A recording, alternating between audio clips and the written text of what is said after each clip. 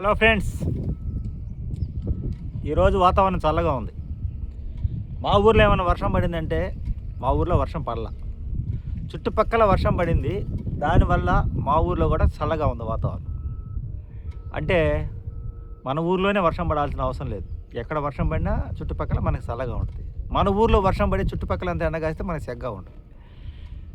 అందువల్ల ఈ మే నెల అంతా కూడా ఎలా జరిగిందంటే విపరీతమైన ఎండలు. ఈ ఫైనల్ లాస్ట్ 27వ తారీఖు వచ్చేసరికి కొంచెం నిన్న రాత్రి చల్లగాలి వచ్చింది. ఈరోజు కొంచెం వాతావరణం చల్లగా ఉంది, కొంచెం మబ్బు పట్టి ఉంది. మధ్యాహ్నం నుంచి మరి ఎండ కాసిద్దో లేదు తెలియదు. అయితే జీవితం కూడా ఇలాగే ఉంటుంది. మనం ఒక్కలమే బాగుంటే చుట్టుపక్కల అందరూ బాగుండకపోయినా మనకు మనశ్శాంతి కోల్పోతాం.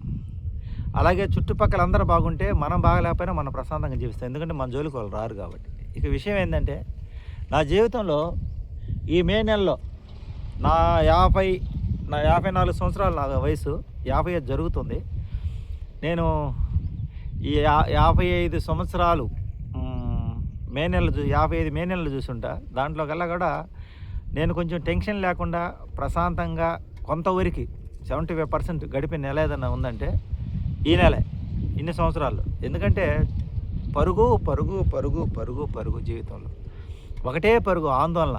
రేపేమైద్దో, రేపెలాగో, రేపేమైద్దో, పిల్లల భవిష్యత్తు ఏందో, పని పోతే ఎట్టనో, అమ్మకి ఆరోగ్యం బాగలేకపోతే ఎట్టనో, ఆస్తి పోతే ఎట్టనో, ఇంక మనకు ఆస్తి ఏమి లేదే, రాబోయే రోజులు ఎలా బతకాలి, ఉండటానికి ఇల్లు లేదు, స్థలం లేదు, ఇలా పరిగెత్తి పరిగెత్తి పరిగెత్తి నేను చిన్నప్పుడు పుట్టిన కాంచి ఆస్తి ఉన్నప్పుడు భయపడ్డా, ఎందుకంటే సంపాదన సక్రంగా కల. ఆస్తి పోయిన తర్వాత భయపడ్డా అభద్రతాభావంతో. ఇలా పరిగెత్తి పరిగెత్తి పరిగెత్తి పిల్లలు పెద్దోళ్ళు అయిపోయారు. మా అమ్మ ఉందలే అనుకుంటే అమ్మ కాలం చేసింది. ఇల్లు లేదంటే అమ్మ ఇచ్చిన ఇల్లు ఎక్కడో సాట అమ్మ ఇచ్చిన ఇల్లు ఉంది. ఇకపోతే ఇక్కడ ఈ ఊర్లో పుట్టి ఈ ఊర్లో పెరిగి ఇక్కడ అన్నీ అమ్ముకున్నాం, ఇక్కడ స్థలాలు ఏమి లేవు అనుకుంటే ఇక్కడ స్థలాలు ఏమి లేవు, గవర్నమెంట్ ఇచ్చే స్థలం తప్ప నుంచి. ఇకపోతే నేనేం చెప్పదలుచుకున్నానంటే, ఇలా పరిగెత్తి పరిగెత్తి పరిగెత్తి పరిగెత్తి ఏదో రోజు మనం కూడా పోతాం. కాకపోతే అసలు ఎందుకు బతుకుతున్నాం, జీవితానికి అర్థమైంది, పరమార్థమైంది అంటే నేనేమంటానంటే, నీకు తినడానికి తిండి ఈ పూటకు దొరకకపోతే బాధపడు, పరిగెత్తు. నీకు కట్టుకోవడానికి బట్టలు లేకపోతే దానికి బాధపడు, పరిగెత్తు. నీకు ఇల్లు వాకిలు లేకపోతే బాధపడు, పరిగెత్తు. కానీ ఎక్కడో సాట ఇచ్చిన ఇల్లు, పెద్దలు ఇచ్చిన ఇల్లు ఉంది కదా, ఇక్కడే ఉన్న కాడే కట్టాలంటే ఇక్కడ నీ వల్ల కాదు, సాధ్యం కాదు ప్రస్తుతం. సాధ్యం కాని దాని గురించి ఆలోచించి శోధించడం వల్ల వ్యర్థమే జీవితం. ఉన్నదానితో తృప్తి పడాలి. మొన్న ఒక అతను అన్నాడు, ఎవరు నువ్వు అలా తృప్తి పడతావా చెప్పని.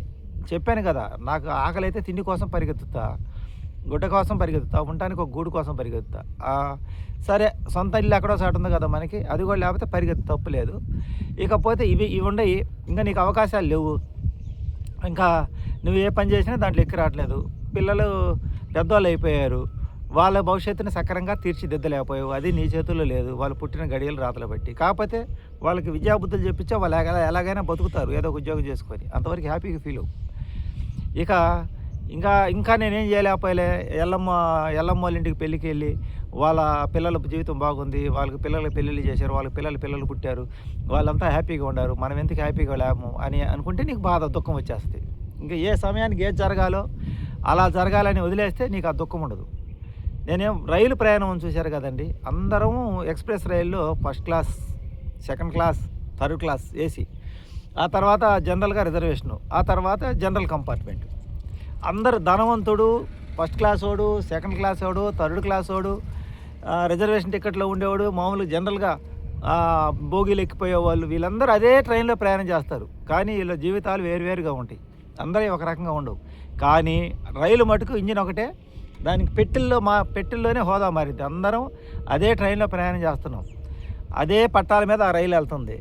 మన జీవితాలు కూడా ఇలా ఉంటాయి. కాకపోతే ఏంటంటే, మన అదృష్టాన్ని బట్టి, పుట్టిన దాన్ని బట్టి ఒక్కొక్క విధంగా ఉంటారు. కానీ గమ్యస్థానాలకి మామూలు జనరల్ కంపార్ట్మెంట్లో ఎక్కినోడు అదే టైంకి చేరతాడు, ఏసీలో పనుకున్నాడు అదే టైంకి చేరతాడు, సెకండ్ క్లాస్లో పనుకున్నాడు అదే టైంకి చేరతాడు, థర్డ్ క్లాస్లో అదే పనుకున్నాడు అదే ట్రైన్ చేరతాడు, నుంచొని ప్రయాణం చేసేవాడు అదే ట్రైన్ చేరతాడు. కాకపోతే ఇక్కడ కష్టం సౌఖ్యం అనేది ఉంటుంది. నుంచున్నవాడికి కష్టంగా ఉంటుంది, కూర్చున్నవాడు కొంచెం ఒక రకంగా ఉంటుంది, రిజర్వేషన్ చేసుకున్నవాడికి. మామూలుగా ఏసీలో బెర్త్లో పనుకున్నవాడికి ఒక రకంగా ఉంటుంది, ఇంకా బాగా ఫస్ట్ క్లాస్లో పనుకున్నాడు ఇంకా హ్యాపీగా ఏసీకి ఇంకా బ్రహ్మాండంగా ఉంటుంది. కాకపోతే వీడు జనరల్గా నుంచొని ప్రయాణం చేసేవాడు జీవితాన్ని మొత్తాన్ని అర్థం చేసుకుంటాడు, ఓర్పు సహనం అన్నీ. ఏదన్నా జరిగినా తట్టుకోగలడు. కానీ ఆ ఫస్ట్ క్లాస్లో ప్రయాణం చేసేవాడు ఏదైనా చిన్న ఎఫెక్ట్ జరిగినా వాడు తట్టుకోలేడు. ఎందుకంటే వీడి కష్టాన్ని చూసినోడు వాడి కష్టాన్ని చూడలేనాడు. ఇప్పుడు నేనేమంటానంటే ఈ రైలు ప్రయాణం అంటే మన జీవితం. అందరం ఒక రైల్లోనే ప్రయాణం చేస్తుంటాం. దాంట్లో పెట్టెలు వేరు. ఆ రైలు ప్రయాణం చేసే పట్టాలు కూడా అన్నిటికీ అదే, ప్యాసింజర్కి అదే, గూడ్స్కి అదే, ఎక్స్ప్రెస్కి అదే, సపరేట్గా ఉండదు. అంతా అదే లైన్ అనమాట. ఇలా ఉంటుంది మన జీవన విధానం. కాకపోతే ఏమైందంటే మనం మామూలు కంపార్ట్మెంట్లో ప్రయాణం చేస్తా ఏసీని భోగి వాళ్ళని ఊహించుకుంటేనే బాధ కలిగింది. మనం రిజర్వేషన్లో సీటు దొరికింది, కూర్చున్నాం. ఆ కింద జనరల్ కంపార్ట్మెంట్లో నుంచొని ప్రయాణం చేసేవాడిని చూస్తే మనం హ్యాపీగా ఫీల్ అవుతాం, నాకు కూర్చోడానికి సీటు దొరికిందని. కానీ మనం ఏం చేస్తామంటే వాడిని చూడం. ఈ ఫస్ట్ క్లాస్లో, సెకండ్ క్లాసులో, థర్డ్ క్లాస్లో ఉన్నాడు సెకండ్ క్లాస్లో చూస్తాడు, సెకండ్ క్లాస్లో ఫస్ట్ క్లాస్ ఏసీ టైర్లో ఉండేవాడిని చూస్తాడు. అక్కడ దుఃఖం వేస్తుంది. నేను చెప్పేది అది నీకు సాధ్యం కానిది, అది నీకు సాధ్యమైనది ఇది. దీంట్లో తృప్తి పడగలిగితే నీకన్నా కింద చూసుకుంటే నువ్వు హ్యాపీగా ఉంటావు. కానీ మనమేం చేస్తున్నాం, ఎప్పుడు కూడా మనకన్నా పైన చూసుకుంటున్నాం, పరిగెత్తున్నాం. దాంట్లో అశాంతి, క్రోధం, ఈర్ష్య, అసూయ, ద్వేషం అన్నీ వచ్చేసి రేత్రి నిద్రపోకుండా ఎండాకాలం ఏసీ ఉన్నా కూడా ఏసీ వేసుకొని వేరే వాళ్ళ గురించి ఆలోచన చేస్తా మనం జీవితాన్ని పాడు చేసుకుంటాం. నేనేమంటానంటే మనం అనుకూలం కాని చోట అధికమై ఉండరాదు, కొంచెమై ఉంటే కొదవలేదు. అంటే మనం అనుకూలం కాని ప్రదేశాల్లోకి వెళ్ళి అక్కడ మనం వాళ్ళతో మాటలతో నెగ్గలేక, అక్కడికి పోయి వాళ్ళతో మాటల్లో సంభాషణలో మనం గెలవలేక, లేకపోతే అక్కడ దానివల్ల మనకు మానసిక బాధ కలిగింది. ఎందుకంటే వాడు నన్ను చూడు ఎలా ఉన్నాను, నేను ఎలా సంపాదించాను అని ఇలా అనటం వల్ల మనకు మనసుకు బాధ కలిగింది. బంధువుల దగ్గరికి వెళ్ళినా, స్నేహితుల దగ్గరికి వెళ్ళినా నీకు కాలం అనుకూలంగా లేనప్పుడు, అలాంటప్పుడు నీకు భగవంతుడు ఇచ్చిన అవకాశాన్ని, నీకు తినడానికి తిండి ఉంది కానీ తిండి లేదని బాధపడుతున్నావా, తినడానికి తిండి ఉన్నా బాధపడుతున్నావు, కట్టుకోవడానికి బట్ట ఉంది, బట్ట లేదని బాధపడుతున్నావు, బట్ట ఉంది, ఉండటానికి దిల్లేనే ఉంది, దాంట్లో హాయిగా పనుకోవడానికి ఏసీ ఉంది, కరెంటు బిల్లు కట్టుకుని స్తోమత ఉంది. ఇన్నుండి నువ్వు ఎందుకు బాధపడుతున్నావు? అది అజ్ఞానం కాకపోతే. ఎందుకంటే ఇందాక చెప్పాను కదా, నువ్వు మామూలు జనరల్ కంపార్ట్మెంట్లో ప్రయాణం చేస్తా, రిజర్వేషన్ కంపార్ట్మెంట్లో ప్రయాణం చేస్తా, జనరల్ కంపార్ట్మెంట్ గురించి ఆలోచిస్తే ఆనందంగా ఉంటావు. నువ్వు పై గురించి ఆలోచన చేసి వాళ్ళతో పాటు నువ్వు కలిసి ఆ స్థాయికి వెళ్ళాలి, అలా వాళ్ళతో కలిసి ఉండాలనే ప్రయత్నం వల్ల నువ్వు ఓడిపోతున్నావు, ఇక్కడ బాధపడుతున్నావు.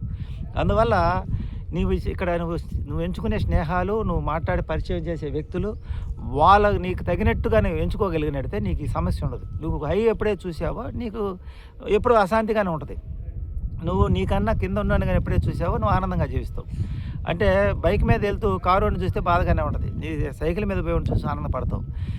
నువ్వు సైకిల్ మీద పోతూ బైక్ వాడిని చూస్తే నీకు బాధ కలిగిద్ది, నీకు అక్కడ నడిచిపోయేవాడిని చూస్తే నీకు ఆనందం కలిగిద్ది.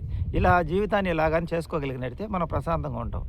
ఇక్కడ ఎవరమైనా చెప్పాను కదా, అందరం చేరేది అదే గమ్యస్థానానికి, కానీ పెట్లు మార్పుగా ఉంటాయి.